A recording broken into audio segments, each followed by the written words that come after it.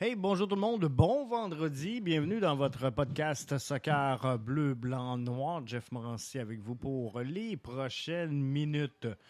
Question de se parler de quoi? Question de regarder un petit peu ensemble le classement dans l'association de l'Est et on n'est pas encore dans le bilan de fin de saison, là.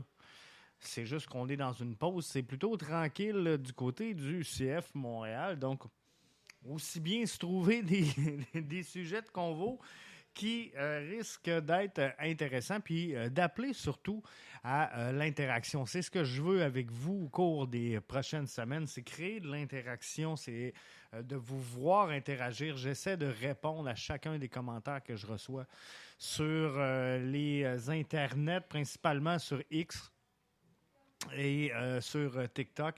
Comprenez que je ne peux pas suivre toutes les plateformes au complet 24 heures sur 24, donc je dois canaliser mes efforts si je veux que ce soit efficace. On a choisi la plateforme X, on a choisi la plateforme TikTok, donc c'est là qu'on va se concentrer principalement. Et tranquillement, pas vite, on va rajouter le Facebook, l'Instagram et bien sûr, Blue Sky, parce qu'on est nombreux quand même sur Blue Sky. Donc, classement de l'association de l'Est, avant de vous laisser aller pour le week-end, qu'est-ce qu'on regarde? On va se parler dans le jeu, bien sûr, du CF Montréal.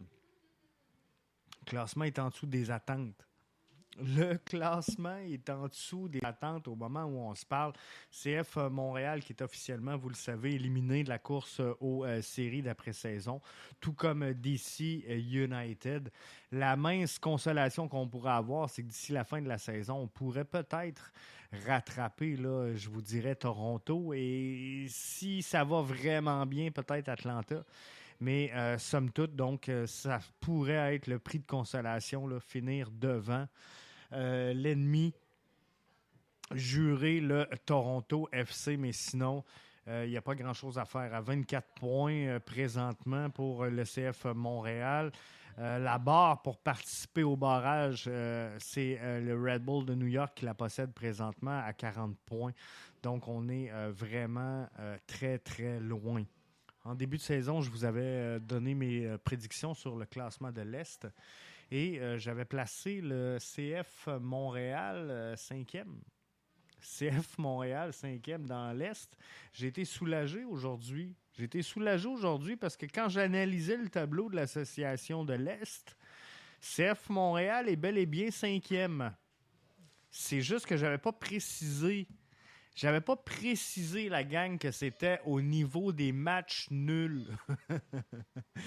Donc, le plus de matchs nuls cette saison, c'est Atlanta United qui la possède avec 11. Toronto et Columbus en possèdent chacun 10. Et DC United, CF Montréal à 9, ce qui les place donc 5e, là, ou peut-être 4e si on veut les mettre devant DC United.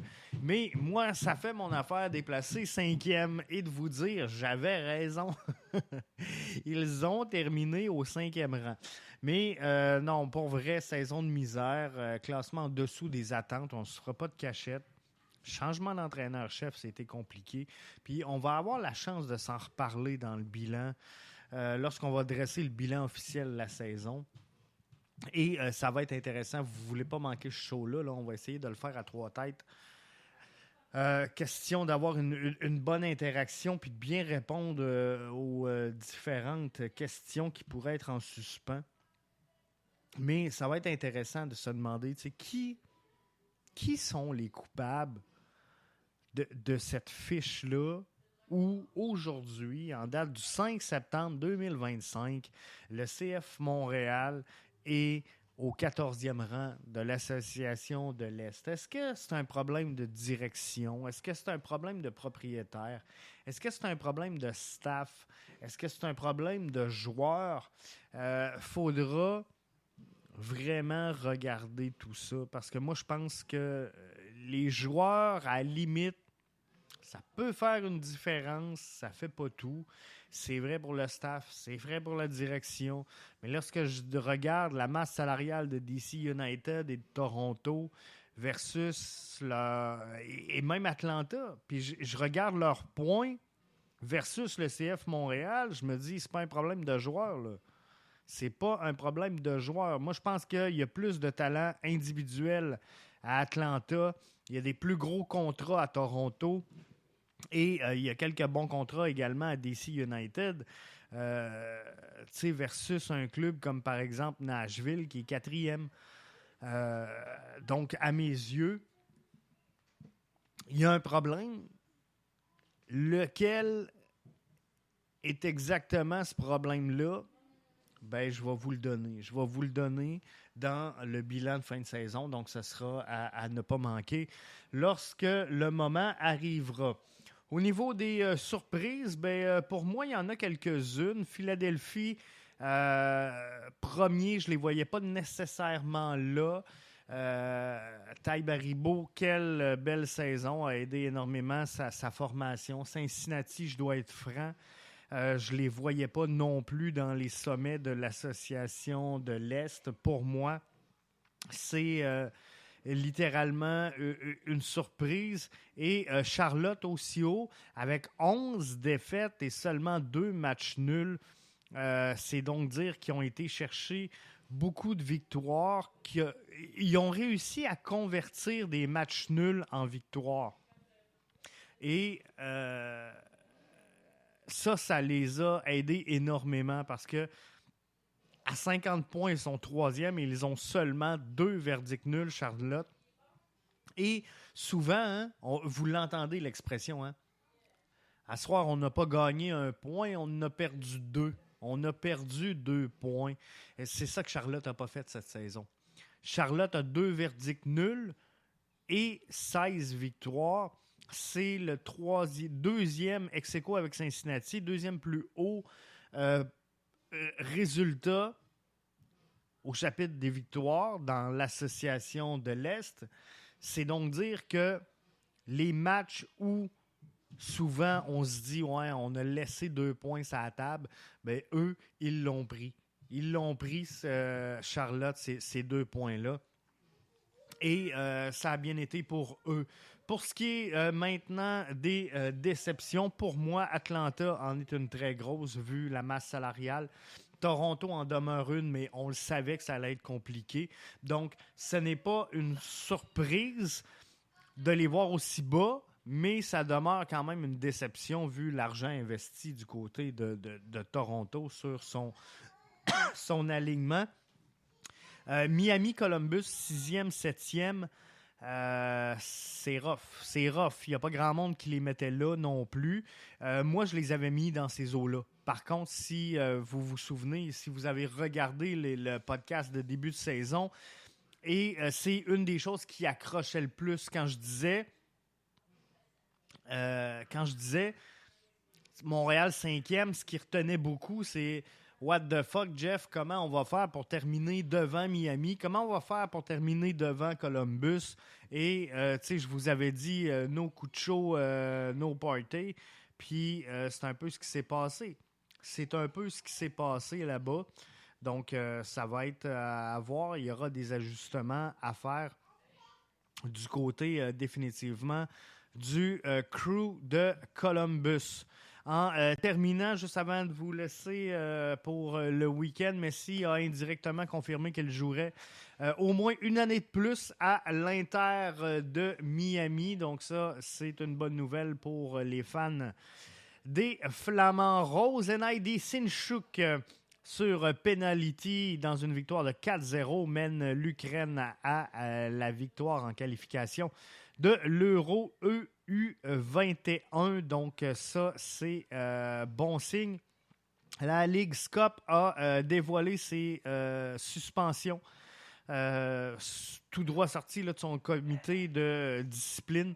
Et le comité a décidé, le comité de la Ligue Cup a suspendu Suarez pour 6 matchs, Busquets pour 2, Avilés pour 3 et l'entraîneur-chef des Sounders, Steven Leonard, pour 5 matchs. Tout ça pour le rôle là, dans l'escarmouche au Lumen Fields après la grande finale de la Ligue Cup. Des suspensions qui s'appliquent uniquement à la Ligue Cup. On sait que Suarez ne sera sûrement pas de retour à la Ligue Cup, donc c'est rien. La MLS n'a pas encore annoncé de suspension supplémentaire potentielle pour les matchs de son championnat. Alors, ça va être à suivre. Est-ce que le CF Montréal vous a déçu? Ricardo me dit, Jeff, on a facilement échappé 6 matchs dans ces matchs nuls, donc 12 points de moins. Es-tu en train de nous dire qu'on serait encore dans la course aux séries? Je dis ça, je dis rien. Tu vois, Ricardo, c'est exactement ce que je mentionne dans le podcast, dans le balado. Charlotte a converti ses matchs nuls en victoire et regardez où ils sont au classement présentement. Ça veut tout dire. Ça veut tout dire. Alors, là-dessus, ça fait pas mal le tour de ce que j'avais à vous lancer pour le week-end. Je veux juste regarder si j'ai pas oublié rien d'essentiel. Hey, la RefCam débarque en MLS. Hein? Ça va être intéressant. On va s'en reparler là, un petit peu plus tard, mais rapidement. Là, je ne veux pas faire un balado là-dessus. Mais la MLS lance la RefCam le week-end prochain. Donc, l'arbitre qui va avoir une caméra pour tout le match. On verra ainsi son point de vue. Ça va être au Sunday Night Soccer de MLS Season Pass jusqu'à la fin 2025. On a vu ça en Coupe du Monde des clubs de la FIFA. Donc, ça va être intéressant de suivre ça en MLS 1642. Gros coup. Vous savez, les 1642, sonne, c'est le cas de le dire, hein, sonne la cloche, mais sonne leur 10 ans d'activité, leur 10e anniversaire. Et ils ont invité ni l'autre que le numéro 10. Donc, samedi le 13 septembre, le sonneur de cloche sera nul autre que Ignacio Piatti. Je pense que ça va être intéressant. Je vais peut-être être à ce match-là. Je vais peut-être être là parce que le 13 septembre, vous savez quoi? C'est ma fête. C'est ma fête et ça se peut bien que j'aille signer, pas signer, mais festoyer du côté du stade Saputo si ça va bien et si je suis capable de m'arranger pour y être. Dans l'association de l'Est, donc votre plus grande surprise, Atlanta est une déception, Miami est une déception, Philadelphie numéro 1 est une surprise. C'est Mathieu Paquette qui nous faisait valoir son point de vue. Est-ce que Prince Owusu peut remettre en 2026 un bulletin de stats aussi reluisant qu'en 2025? Ça, c'est une question qu'on va s'attarder en début de semaine. Donc, soyez là. On va starter la semaine avec ça. On va starter la prochaine semaine avec ça. Donc, petit recap. Le CF Montréal est en dessous des attentes. Joueurs, staff, direction, propriétaires sont tous trouvés coupables. On s'en reparle dans le bilan de fin de saison. www.bbnsoccer.com. Tu ne veux pas manquer ça. Surprise, Philadelphie, Cincinnati, Charlotte. Déception, Atlanta, Miami et Columbus. Là-dessus, je vous souhaite un excellent week-end.